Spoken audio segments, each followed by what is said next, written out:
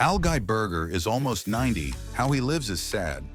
Today, he lives in a tiny apartment in La Quinta, California. He hustles to make ends meet.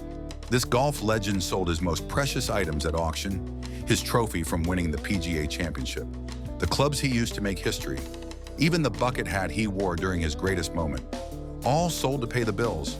But this same man did something no golfer had ever done before. He changed golf forever on one amazing day in 1977.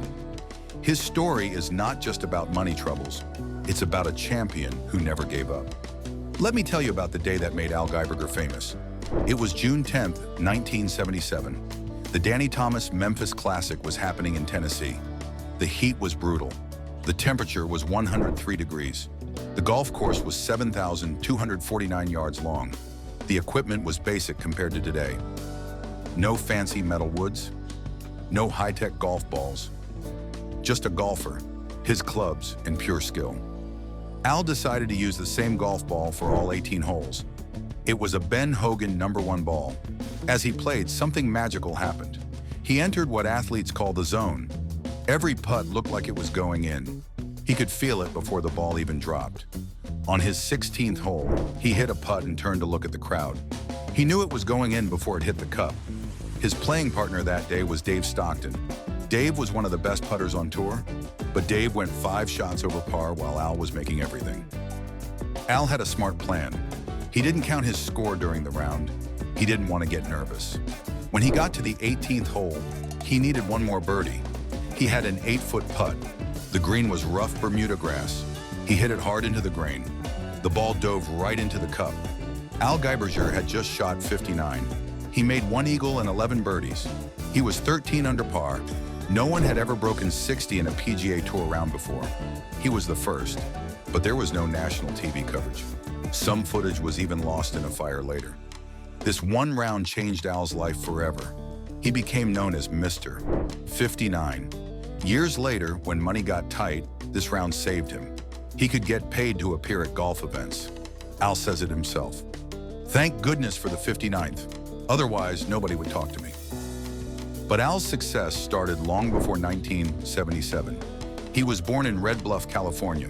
His parents, Ray and Mabel, taught him golf on a small 9-hole course in Sacramento.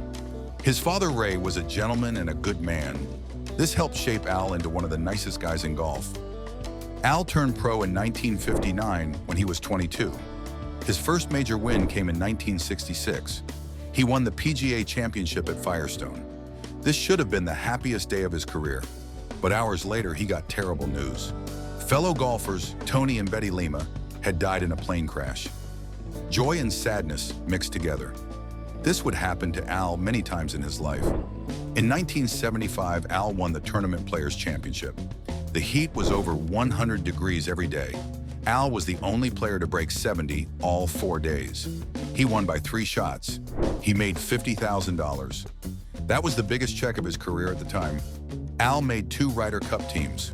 He won 11 times on the PGA Tour. His golf swing was so perfect that it was used in instructional videos in the 1980s. The series was called Cyber Vision, but Al's life was about to get much harder. In 1977, just 3 months before his famous 59, his father Ray died. Ray was one of 583 people killed in the Tenerife airport disaster. Al was grieving his father when he shot the round that made him famous. Al had been suffering from a disease called ulcerative colitis for years. It caused terrible stomach problems. He had to find bathrooms during tournaments. It was embarrassing. By 1980, he needed major surgery. The doctors had to remove his colon. He would have to wear a bag for the rest of his life. Al thought his career was over, but he learned about other athletes who had the same surgery. An NFL kicker named Rolf Benirschke had played 4 seasons with the same condition. This gave Al hope. The surgery actually helped Al's golf. He said that for the first time in years, he could focus on golf. He wasn't in pain anymore. He became a spokesman for Convatec. He wanted to help other people with the same condition, but the worst tragedy was still coming. In 1988, Al and his 3rd wife, Carolyn, lost their 2-year-old son, Matthew. Matthew accidentally drowned in a swimming pool. Al still talks about this loss today. He says it still affects both him and Carolyn. It's something that never leaves you. Al had been through 2 expensive divorces before marrying Carolyn. He was supporting 5 children from his previous marriages. Money was always tight. In 2004, Al went to the Betty Ford Clinic. He had become addicted to pain pills and sleeping pills. He got clean and stayed sober. Through all these troubles, Al kept playing golf. When he turned 50, he joined the senior tour. This gave him a second chance.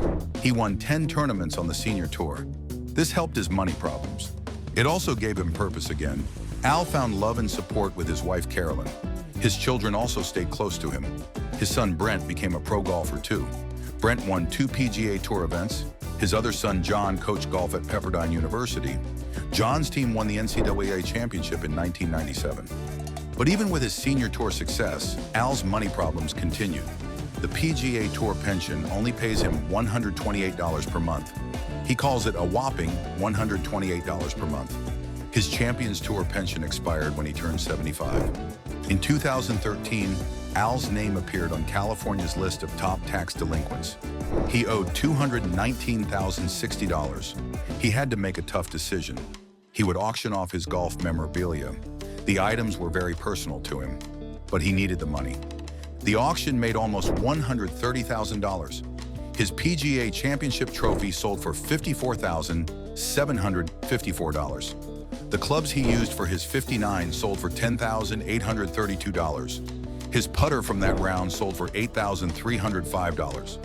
Even the bucket hat he wore during the 59th sold for $1,811. Al said selling these items was a little tough. These were his memories, but he had no choice. Today, Al lives in a small apartment with Carolyn. He says he's getting by, but he has to hustle a lot. He does paid appearances at charity golf events. He gives clinics. He tells his story about the 59th. He doesn't like asking for money, but Al's attitude is amazing. He doesn't complain about his problems. He calls them little problems that he solves every day. He's grateful to be alive. He's grateful for his children, even though divorce was hard. He's grateful for the senior tour, which gave him a second career. Al still loves golf. He still works on his swing. He and Carolyn make plans for the future. They want to build a chipping green at their new home. He continues to share his sweet swing at golf events. Al became more than just a golfer. He became an advocate for people with ostomy bags. He helped remove the shame around this condition. He showed that you can still compete at the highest level. He helped thousands of people who face the same surgery. Al Geiberger's story is not really sad. Yes, he faces money problems. Yes, he's had terrible losses, but he never gave up. He found ways to fight back. He turned his pain into purpose. He helped others. He stayed grateful. The man who shot the first 59 in golf history is still swinging. He's still teaching. He's still inspiring people. At almost 90, Al Geiberger shows us that champions are made not just by what they achieve, but by how they handle life's challenges. His legacy goes beyond one perfect round of golf. It's about resilience. It's about helping others. It's about never giving up. Al Geiberger is not just Mr. 59. He's a champion of life.